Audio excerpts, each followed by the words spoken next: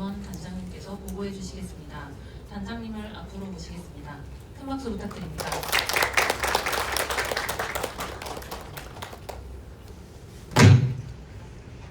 네, 제주연구원의 지원단 성과를 받게 된 연구원의 지원단장 김원 인사드리겠습니다. 제가 제목에 추진 성과, 추진 사업 이렇게 했는데 사실은 제가 자랑스러워하는 것은 누구나 알다시피 응급이라는 것은 한두 사람의 힘이나 조직으로 되는 것이 아닙니다. 여기 계신 분들이 모두 힘을 합쳐서 결국 우리 도시락 중심으로 우리 도의 성과이고 우리 도의 방향을 생각으로 발표드리겠습니다. 우선은 2024년도 저희가 1년 동안 했던 것의 성과를 단계별로 나눠서 보고 드리고 25년도에 어떻게 갈지 이런 순서로 말씀드리도록 하겠습니다. 24년 추진 성과는 크게 4가지로 제가 분류해서 보고 드리겠습니다. 홍보, 병원 전 단계와 병원 단계 그리고 인프라 강화 이 4가지를 제가 핵심 주제로 잡고 단계별로 수행했습니다. 첫 번째 주제 홍보에 대해서 말씀드리겠습니다. 저희가 응급의료에 있어서 제일 첫 번째 단계는 도민한테 알리는 겁니다. 환자는 도민이기 때문에 또는 외지에서 온 관광객이든 그분들이 응급의료를 잘 아시는 게 필요해서 홍보했는데 특히 가장 문제가 되었던 응급실 이용 문화 개선을 시키기 위한 캠페인을 진행합니다.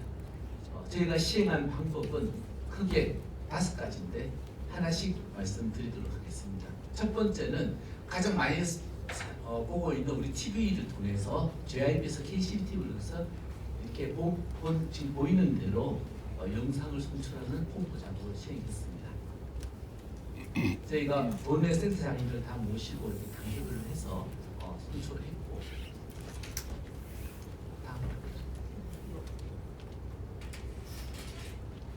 두 번째는 한라이브를 통해서 신문에 배너 광고를 했습니다.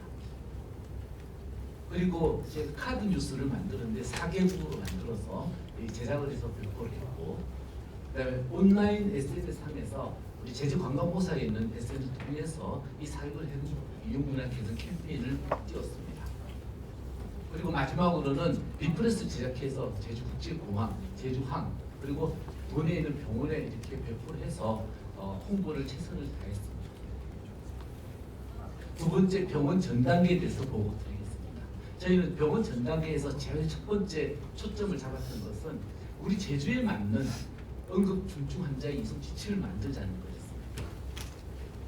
우선은 지침을 어떻게 확정해서 만드는지 보고 드리겠습니다. 23년 12월 복지부에서 지역에서 증상 질환을 맞춤형 이송 지침 개발을 해야 된다라는 요청사항이 있었습니다. 그리고 24년 4월에 그 당시 도청 보건위생과에서 제주용 이송 개발 요청이 왔습니다. 제가 한 달 동안 고민한 끝에 1차본을 만들어서 보냈고 한 달 보름 동안 6개 병원 소방안전본부들 전체가 검토를 거친 다음에 응급의료 대응 협의체 회의를 통해서 6월 13일 날 1차 안을 확정시켰습니다. 확정시킨 뒤에 실무자들 선에서 다 확인이 안 되었기 때문에 2달 동안 6개 병원 및 소방안전본부 실무자들 편에서 검토할 수 있도록 기회를 줬습니다. 그리고 그 결과를 8월 21일 날 제주지역 응급위원회를 통해서 도이송 및 수용곤란 보지 관리 지침이라는 주제로 심의 확정하고 28일부로 시행을 하였습니다. 일단 시행한 뒤에 저희는 운영 계획을 도와 같이 세웠고 그리고 확정한 내용을 핸드북으로 해서 발간해서 도내에 모두 배포했습니다.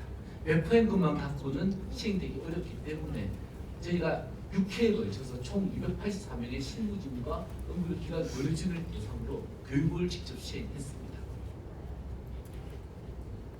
일단 이렇게 시행한 이송 지침을 가지고서 우리가 12월 말에는 접종 이송 품질 관리를 하기 위해서 3가지를 시행하였습니다.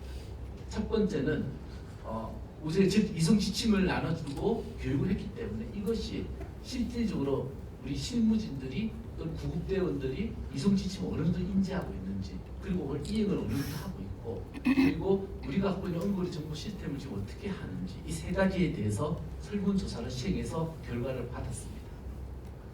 특히 그 중에서 저희가 1차적으로 그렇게 많은 검토를 거쳤음에도 실제로 시행하고 난 뒤에 개정 의견을 또 추가로 받았습니다. 그리고 그것을 우리가 검토 의견서를 각 분야별로 의뢰해서 받았습니다. 그걸 가지고 이것을 보니까 이거는 지침서라는 것은 도에 맞는 지침서 이건 좋지만은 우리가 응급의료 상황이라는 것은 매달 매시가 바뀌기 때문에 한 번 만든 지침서로 계속 사용이 불가하다 판정하고 6개월 심지어는 1년 내에 계속 정기적으로 개정해야 돼서 6개월 만이 1월 3일 날 개정 예정 사항을 공표해서 알렸습니다. 그리고 2달간의 지금 검토를 거쳐서 완료가 되면은 발간을 5월 달 말에 할 예정입니다. 두 번째, 제가 병원 단계에 대해서 말씀드리겠습니다. 병원 단계에 대해서 첫 번째 시행한 것은 중증 응급 환자는 우리 돈을 얼마나 수용할 체계가 되어 있는지 조사를 시행했습니다. 방법은 자원조사와 당직근무 두 가지 형태입니다. 우선 자원 서면조사를 시행했습니다. 우리 돈에 있는 응급기관의 시설, 장비, 인력에 대해서 1차 조사를 시행했고 이 조사는 앞으로 1년에 2번 정기적으로 하면서 계속 업데이트 시켜나갈 예정이고 두 번째 시행한 것은 우리 의정 사태가 발생했기 때문에 매달 6개 병원에서 실질적으로 우리가 갖고 있는 중증 질환 28개 플러스 중등증 12개 총 40개 질환을 실제로 어떤 의사가 어떻게 대응하고 있는지를 당직표를 모두 받았습니다. 그래서 한 달에 한 번씩 전부 검토한 뒤에 이 당직표를 공유함으로써 저희가 도내 중증 응급 환자가 이송하는 데 도움이 되도록 진행시켰습니다.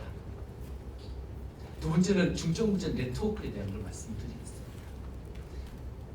일단 저희가 도내 중증질환 전문의 명단과 당직 사항을 공유한 뒤에 그걸 가지고서 실질적으로 중증 환자 생겼을 때에 저희가 한라인을 통해서 시범으로 운영해 봤습니다. 대상은 1, 2등급 당연히 받아야 되지만 특히 도내에서 수용 거부된 환자는 병증이더라도 일단 받도록 시행을 하였습니다. 처음에는 의료건수가 적었는데 계속 증가하는 추세로 나왔고 실질적으로 보게 되면은 의뢰하는 경우를 보면 실제 5등급 환자는 거의 없었고요. 대부분이 중증이었고 일부 경증도 있었습니다. 총 3,959건의 의뢰가 들어왔고 이 중에서 중증 환자 판정된 최종 경우는 87.8%로 나왔습니다. 다음으로 세 번째로는 취약 전문 분야 당직 공백 방지라고 했습니다. 뭐냐? 저희가 이렇게 한 달에 한 번씩 조사하다 보니 매달 도 내에서 중증원에서 수용이 안 되는 질환이 나옵니다. 그거에 대해서 대책을 달달이 세워야 되기 때문에 몇 번 보다 보니까 이거는 체계적으로 대응해야 된다는 생각이 들었습니다. 첫 번째로 한 달에 매달 보다 보니까 세 가지가 나옵니다. 도내에서 치료 아예 안 되는 질환이 나오고 한 개 병원만 가능한 질환이 나오고 2개 병원만 가능한 질환이 이렇게 나옵니다. 첫째, 도내 치료 불가한 질환은 6주나 연계해서 대응책을 마련해서 했어야 되고 저희가 시행한 방법은 이가 없으면 잇몸이라고 최종 치료 안 되더라도 임시 치료를 해서 육치로 보낼 수 있는 방법을 찾기 위해서 협의를 했고 한 개 치료가 치료된 질환들은 그 한 개 질환에 당장하는 사람이 번아웃 되지 않도록 그분이 가능한 설득을 해서 한 달에 20일 이상 좀 봐달라고 도의 지원을 받아서 사업을 진행했습니다. 그것을 중증질환 당직 지원 사업이라고 기획했습니다. 7월 달에 기획을 했고 도내에서 이렇게 혼자서 한 곳에만 되는 질환이 다 물리니까 굉장히 번아웃 되기 쉽습니다. 그 되지 않으시도록 최소한 20일 해주시면 좀 도와드리겠다고 해서 잘 설득을 해가지고 도의 지원을 받아서 시행을 했습니다. 네 번째로 인프라 강화를 위한 사업을 했습니다. 우선 진료협력체계 구축 지원을 해야 되는데 응급의료 체계는 아까 앞서 말씀드린 것처럼 관련 기관 단체의 소통과 협력이 가장 중요합니다. 그래서 저희가 이 많은 회의를 갖다가 저희가 도내에서 지역의료를 구축을 하기 위해서는 특별자 지역의료위원회 위에 지원단이 있고 그 위에 부서가 있는데 거기에서 이 단계에 맞게끔 지역의료위원회 그리고 간담회, 대형실무협의체, 실무자회의, 정치인국분과회의, 실행국가회의 이렇게 다양한 주제의 회의를 만들어서 시기적절하게 운영했습니다. 첫째, 지역의료위원회 같은 경우는 도 전체의 중요 사항을 의결하는 기구이면서 이를 통해서 저희가 했던 것은 실제로 시행계획, 응급의료 시행계획과 아까 말씀드린 관리 지침에 대한 심의 이런 것들을 개정하고 심의했습니다. 두 번째는 응급의료 대응 협의체 회의를 했는데 구성은 여기와 같고 주요 내용은 당직표를 점검하고 진료제한 질환을 검토를 하면서 대응책을 논의했습니다. 세 번째는 간담회를 했습니다. 간담회는 저희가 또 소방안전본부와 지원단 6개월 해당 분들하고 실무회의식으로 했는데 주요한 내용 사항은 이송 지침에 대한 현황이 어떻게 흘러가는지 또 자원이 어떻게 변하는지 그리고 연내 어떤 일정을 공유할지 등을 논의했고 실무자 회의는 원래 소방이랑 도청이랑 지원단이 주 1회 처음 시작했다가 너무 많은 일정에 중복이 돼서 최근에는 월 1회로 늘려서 진행하였습니다. 주요 내용은 그 주 또는 그 회의 때마다 생겨났던 돈의 모든 현황을 같이 공유하고 논의하고 서로 어려운 점을 소통하는 자리로 진행해 왔습니다. 여기에는 우리 소방의 도움과 도의 공원으로 정책과의 도움이 컸습니다. 결국 저희는 지역 완결연구의 체계를 구축하기 위해서 제특별자치도를 중심으로 해서 지원단 하나의 3개의 분과를 만들어서 운영했습니다. 이 분과를 하나 보게 되면은 분과를 3개만 실행 분과라는 것은 목적이 다 다르지만 결국은 저희가 구성하기는 관련 기관의 실무자 레벨로 구성을 하여서 실행에서 문제점을 피드백했고 모니터링 분과는 관련 기관 실무 책임자로 했습니다. 그래서 주로 이제 6개 연구를 개발 센터장님 수관원사 그리고 보건정책과와 소방본부의 실무자들이 실무 책임자들이 있고 마지막으로 정책연구 분과는 관리기관 대표자 위주로 구성을 해서 각각 직급에 서로 다른 직급에서 소통이 이루어지도록 3단계를 구성해서 진행하고 있고 올해는 첫 해는 많이 못했지만은 올해부터는 활성화시킬 예정입니다. 저희가 진료리치기 구축 지원하기 위해서 전체 오늘과 같은 심포지움이나 워크숍 1년에 1회 이상 해서 이렇게 다 같이 모여서 또 같이 듣고 같이 교육하는 자리를 정기적으로 시행하고 있습니다. 마지막으로 인프라 강화에 대해서 말씀드리겠습니다. 우선은 진료리치기 구축이 굉장히 중요했고 그 다음 두 번째가 지역 네트워크 성과입니다. 저희가 도내에서 있었던 응급으로 관한 현황을 조사를 전부하여서 보고서를 만들었습니다. 보고서 내용에는 이런 중증도의 변화 또는 전원 건수, 수용 곤란 고지 빈도, 재이송 등 우리가 1차적으로 필요한 걸 전부 하였고 우리가 이제 저희가 시행하는 것은 24년도 건데 저희가 국가 자료는 23년도 거밖에 활용을 못하기 때문에 23년도에 급성기 3대 중증 환자 승부 사망률이 전부 높다는 요구를 가지고서 그 다음에 전국의 중증도 환자 비율 중에서 우리가 도가 경중이 좀 많다는 이 두 가지를 참고해서 지침을 만들었습니다. 그래서 지역으로 체계 관리를 했는데 관리에는 첫 번째는 지역으로 시행 계획 수립하는데 제가 적극 참여해서 도와 같이 계획을 해서 초안 제철 수정안 검토 의견 그리고 안건상 심의 완료하는데 적극적으로 지원해서 참여하였고 두 번째는 제가 응급으로 지원한 홈페이지를 작년 연말에 개설했습니다. 세 번째는 저희가 도내에서 의견 중에 가장 힘들어하는 것이 도내의 실시간에 병원의 병상이나 의료진의 정보를 확인하는 시스템이 필요하다. 그리고 이러한 것은 국가 단위에서 하기는 굉장한 시간적인 계획이 생기기 때문에 필요하다는 의견을 받아서 도에 저희가 25년도, 22년에 걸쳐서 도내에 있는 모든 우리가 필요한 정보를 실시간으로 취합해서 볼 수 있는 시스템을 구축하기 위해 사업을 시작하였습니다. 25년도 중증 추진 사업에 대해서 보고 드리겠습니다.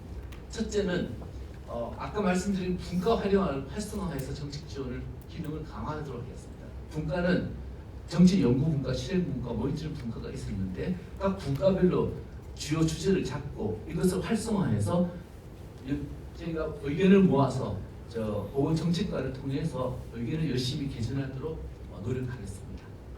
두 번째는 지원단 홈페이지를 가동해서 지금까지는 수기조사 또는 전화나 통화를 했던 조사를 대표적인 것은 응급의료 시설 장비된 자원 서면 조사라든지 매달 하고 있는 당직 근무 현황 조사 같은 것을 전산으로 실시간으로 해서 관련 취합이 될 수 있도록 지금 진행할 예정이고 특히 지금 올해 이송하다가 이송대원들, 구급대원이나 상황실에서 어려움을 실시간으로 무규명으로 올려서 저희가 피드백할 수 있는 이송지치 운영 사례조사 시범 운영을 시작하였습니다.